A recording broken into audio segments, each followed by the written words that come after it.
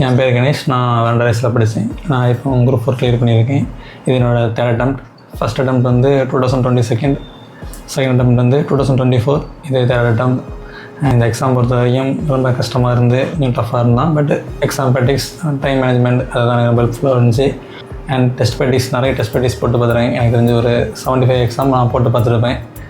அதுதான் இந்த exam pass பண்ண எனக்கு ரொம்ப ரொம்ப யூஸ்ஃபுல்லாக இருந்துச்சு சொல்லுவேன். அண்ட் என்னோடய மென்டர்ஸ் அண்ட் என் டீச்சர்ஸ் எல்லாருக்குமே நான் தேங்க்ஸ் சொல்லணும். தேங்க்யூ.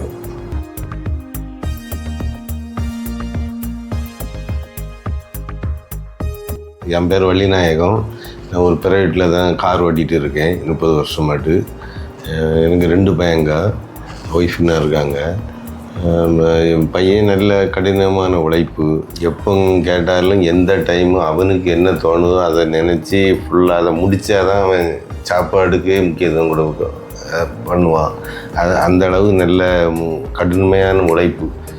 நைட்டு கூட நைட்டு 12 மணி 2 மணி, காலையில் 4 மணிக்கு எழுந்திரிச்சிருப்போம். இந்த இதில் கண்டிப்பாக கிடைக்கணும்னு அது ரொம்ப இதாட்டு பண்ணிகிட்டு இருந்தோம். கிடைக்கலன்னா தாங்க முடியாது, அந்த அளவுக்கு ஆயிடுச்சு. ஸ்கூல் அச்சீவ்மெண்ட்னா 11th ஸ்கூல் டாப்பர் எடுத்ததும் 12th ஸ்கூல் ஃபஸ்ட் எடுத்தேன். ஆக்சுவலி 10th நான் 397 மார்க் தான் எடுத்தேன். ஆக்சுவலி நான் 400 எடுத்துகிட்டு இருந்தேன். பப்ளிக் மட்டும் எனக்கு 400 வரல. ஸோ அப்பா அம்மா ரொம்ப வருத்தப்பட்டாங்க. ஸோ அதுக்காண்டி 11th எடுக்கணும் படிக்கணும்னு சொல்லி 11th எடுத்தேன். 11th வந்து ஃபஸ்ட்டு வந்து 600க்கு 511 எடுத்தேன். அப்புறம் 12th வந்து 540 எடுத்தேன். அண்டு காலேஜில் வந்து நான் காலேஜ் டைம் நான் டிஎன்பிசி வந்துட்டேன். ஸோ நான் காலேஜ் ஃபோக்கஸ் பண்ணல. காலேஜில் நான் ஃபோக்கஸ் பண்ணது 1 மட்டும் தான். அரியர் வைக்காமல் பாஸ் பண்ணி டிகிரி வாங்கணும், அவ்வளோதான். மற்றபடி காலேஜில் வந்து ஃபுல்லாகவே டிஎன்பிசி தான். ஏன்னா ஃபஸ்ட் இயர் வந்து ஃபுல்லாக ஆன்லைன் கிளாஸ்லேயே போயிட்டு, ஸோ என் காலேஜுக்கு நான் போகல. ஃபஸ்ட் இயர் ஃபுல்லாக வீட்டில் தான். ஸோ ஆன்லைன் கிளாஸ்னால ஆன்லைன் கிளாஸ் போக மற்ற டைம் நான் வீட்டில் மொபைல்லே யூடியூப் பார்த்து படிக்கிறது, நோட்ஸ் எடுக்குது, அப்படி படிக்க ஸ்டார்ட் பண்ணது தான். நாங்கள் சொல்லி தான் அவன் படிக்கணுன்னே வேண்டாம். அவனே நல்ல சூப்பராக 11th school first, 12th school first நல்லா படிப்பான். படிடான்னு அப்படின்லாம் வேண்டாம். அதே மாதிரி ஒரு வருஷமாக மத்தியானம் மேக்ஸ் மட்டும் போட்டு பார்த்துட்டே இருப்பான். மேக்ஸ்னால் அவனுக்கு நல்லா பிடிக்கும். மேக்ஸு எப்போ நான் கொஸ்டின் கேட்டாலும் டான் பதில் அடிச்சிருவான். எனக்கு அதை நினச்சா பெருமையாக இருக்கும். அப்புறம் அவர் ஹார்ட் ஒர்க் நல்லா பண்ணுவார். நான் கூட அப்படி பண்ணிட மாட்டேன். எனக்கு அவனை நினச்சா பெருமையாக இருக்குது, ரொம்ப சந்தோஷமாக இருக்குது.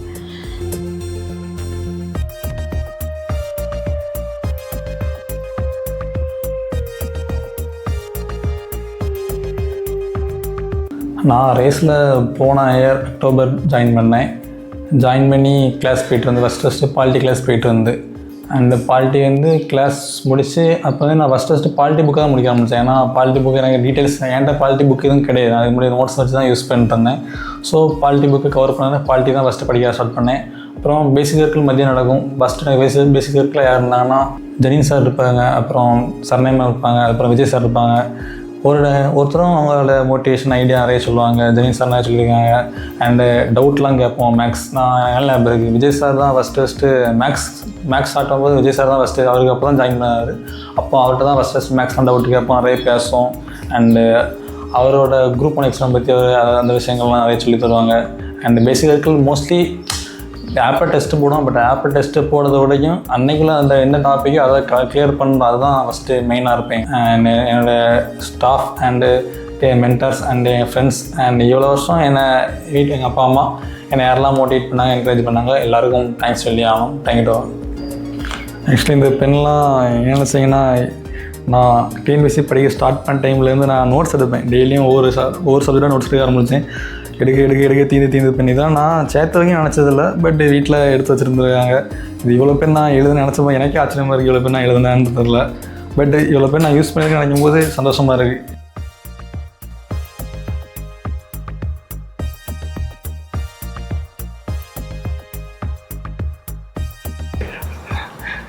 இந்த அவார்டு வந்து இது 5th ஸ்டாண்டர்டில் வாங்கினது.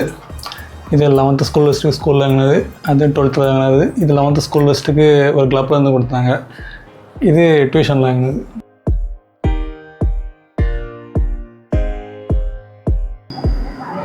நான் மோஸ்ட்லி இங்கேருந்து தான் படிப்பேன். நான் இங்கேருந்து படிக்க மெயின் காரணம் ஏன்னா இங்கே ஜன்னல் இருக்கும். ஸோ சம்டைம்ஸ் ஏதாவது போர் அடிச்சுன்னா லைட்டாக கொஞ்சம் ரோட்டில் அப்படி போய் பார்த்துட்டு இருப்பேன். அண்டு சம்டைம்ஸ் ரொம்ப சூடாக இருந்ததுன்னா காற்றடிக்கும். ஸோ இந்த பிளேஸ் தான் கரெக்டாக இருக்கும். அண்டு எனக்கு இது நான் இங்கேருந்தே நோட்ஸ் எடுத்து இது பழகிட்டனால நான் இங்கேயே படிக்க ஆரம்பிச்சேன். மோஸ்ட்லி டைம் இங்கே இருப்பேன். சம்டைம்ஸ் மட்டும் அங்கே பெட்ரூமில் இருப்பேன். நைட்டு ரொம்ப லேட் ஆகிட்டா அங்கே போய் இருப்பேன். அண்டு நான் ஆரம்ப காலத்தை படிக்கும்போது அங்கே அந்த ப்ளக் பாயிண்ட் அங்கே தான் லேப்டாப் ஜாயின் பண்ணி இங்கே லேப்டாப் வச்சுட்டு லேப்டாப்பில் இங்கே நான் மொபைலில் யூடியூப்லேருந்து வீடியோ டவுன்லோட் பண்ணிட்டு அதை மொபைல்லேருந்து லேப்டாப்பில் ஏற்றிட்டு அப்போ லேப்டாப் ப்ளே பண்ணிட்டு அதை பாஸ் பண்ணி இங்கே வச்சு நோட்ஸ் எடுத்துட்டு அப்புறம் டெஸ்ட் ப்ராக்டிஸ் போடுறது எல்லாமே அங்கேருந்து பண்ணேன்.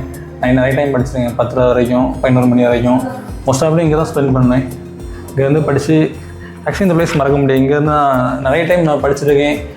ஸோ இது லக்கி பிளேஸ்ன்னு சொல்லலாம். இதெல்லாம் புதுசாக படிக்கிறவங்களுக்கு நான் சொல்கிறது ஒன்று தான். சில நிறைய நினச்சிட்டு இருக்காங்க எங்கேயாவது இன்ஸ்டியூட்டில் போய் சேர்ந்த உடனே நமக்கு எப்படியும் சேர்ந்துரும் எக்ஸாம் டன் போகிறோம் உடனே வேலை வாங்கிட்டு போகிறோம் நினச்சிட்டு வருவாங்க. பட் அது அப்படி கிடையாது. எக்ஸாம் வந்து நம்ம ஃபஸ்ட் டைம்லேயே கிளியர் பண்ணுறது கஷ்டம் தான். நிறைய கிளியர் பண்ணியிருக்காங்க, பட் கொஞ்சம் கஷ்டம் தான். அந்த வெயிட்டிங், அதாவது எக்ஸாம் ஃபெயில் ஆனாலும் நான் இதில் நெக்ஸ்ட்டு படித்தது வரைக்கும் அந்த வெயிட்டிங் இருக்கிற ப்ராசஸ், அது வெயிட் பண்ண நம்ம கற்றுக்கணும், பொறுமை கற்றுக்கணும். அண்டு இதில் படிக்கணும், ஹார்ட் ஒர்க் பண்ணணும். நான் வந்து எப்படின்னா அந்த சில சொல்லுவாங்க நான் 8 மணி நேரம் 10 மணி நேரம் படித்தேன். நான் வந்து எப்படின்னா ஒரே மூச்சா அப்படி படிக்க மாட்டேன், நான் ஸ்ப்ளிட் பண்ணி படிப்பேன். இப்போ காரில் 7 மணி இருந்துச்சா ஒரு 1 hour 2 hour படிப்பேன். அப்புறம் 10 to 12 படிப்பேன். அப்புறம் மோஸ்ட்லி மதியம் மேக்ஸ் தான் வச்சுருப்பேன். 2 மணிலேருந்து 4 மணி வரைக்கும் மேக்ஸ் பார்ப்பேன். அப்புறம் 6 மணிலேருந்து 8 மணி வரைக்கும் சாயங்காலம் 2 படிப்பேன். அப்புறம் 9 to நைட்டு 10 வரையும் நோட்ஸ் எடுப்பேன், டெஸ்ட் ப்ராக்டிஸ் பண்ணுவேன். அப்புறம் 10 11 மணி அப்புறம் படிப்பேன். ஸோ அந்த நான் எப்பவுமே ஸ்ப்ளிட் பண்ணி படிப்பேன். அதாவது என்னோட பொறுத்தவரையும் ஒவ்வொரு செஷன் வந்து அதிகபட்சம் 2 மணி நேரம் 2.5 மணி நேரம் வேண்டாம், ரொம்ப போனால் 3 மணி நேரம் தான். ஒரே மூச்சாக இருந்தால் 5 மணி நேரம் படிக்க முடியும். அப்படி பிரித்து படிக்கும் போது தான் உங்களுக்கு அந்த படிக்கிறது நாலேஜ் தான் கரெக்டாக மைண்ட்லேயும் ஏறும், ஃபோக்கஸாகவும் படிக்க முடியும். ஒரே மூச்சாக இருந்து படிக்காங்க. அந்த யூடியூப்பில் சொல்லும்போது 18 மணி நேரம் படித்தேன் 16 மணி நேரம் படித்தேன் அப்படிலாம் கிடையாது. ஒவ்வொருத்தருக்கும் ஒரு ஹெல்த் கண்டிஷன் படி ஒவ்வொன்றும் சூட் ஆகும். ஸோ அதை ஃபாலோ பண்ணி ஒழுங்காக கன்சிஸ்டண்டாக படிக்கணும். படித்தா கண்டிப்பாக சக்ஸஸ் கிடைக்கும். சக்ஸஸ் வந்து எப்படி உடனே கிடைக்காது, பட் கண்டிப்பாக கிடைக்கும். நீங்கள் ஹார்ட் ஒர்க் பண்ணால், hard work plus smart work பண்ணால் கண்டிப்பாக கிடைக்கும்.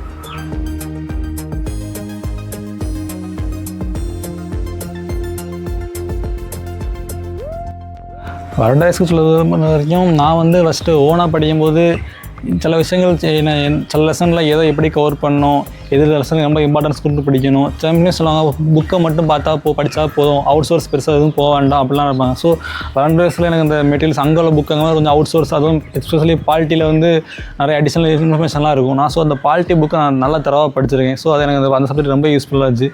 அண்டு மெயினாக எக்ஸாம் வரடாய்ஸில் கிட்டத்தட்ட தமிழ் 30, ஜிஎஸ் கிட்டத்தட்ட 30 35, அப்புறம் மார்க் எக்ஸாம் சேர்த்து நிறைய எக்ஸாம் எழுதிருப்பேன். அந்த எக்ஸாம் வந்து அந்த கன்டினியூஸாக டெய்லி நடக்கும். அதை டெய்லி நம்ம கரெக்டாக மிஸ் பண்ணாமல் போட்டு எக்ஸாம் ப்ராக்டிஸ் பண்ணால் நமக்கு ஒரு டைம் மேனேஜ் பண்ண முடியும். அப்புறம் இந்த சிலபஸை முடியும் கரெக்டாக இருக்கும். ஸோ வரடாய்ஸை பொறுத்த வரைக்கும் நீங்கள் உங்களுக்கு அந்த ஸ்டடி என்விரான்மெண்ட் வந்து கரெக்டாக இருக்கும். உங்களுக்கு ஆல்ரெடி நிறைய படிக்க சீனியர்ஸ் அண்ட் நிறைய பிரதர்ஸ்லாம் உங்களுக்கு ஹெல்ப் பண்ணுவாங்க. அண்டு டெஸ்ட்டு இதெல்லாம் கரெக்டாக பண்ணால் உங்களுக்கு கண்டிப்பாக சக்ஸஸ் பண்ணிடலாம். ஸோ வரடாய்ஸ்க்கு நான் இதான் சொல்லுவேன்.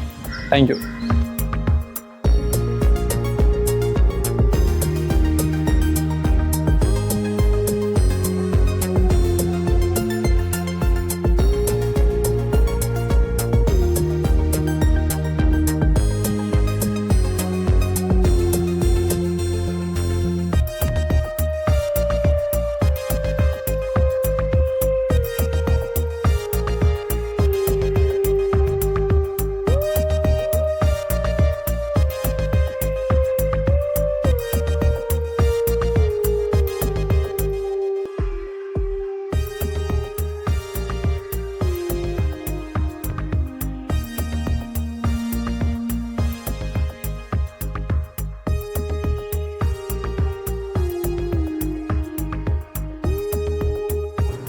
ஸோ வரடாய்ஸ் அது பெஸ்ட்டுன்னு சொல்லுவேன்.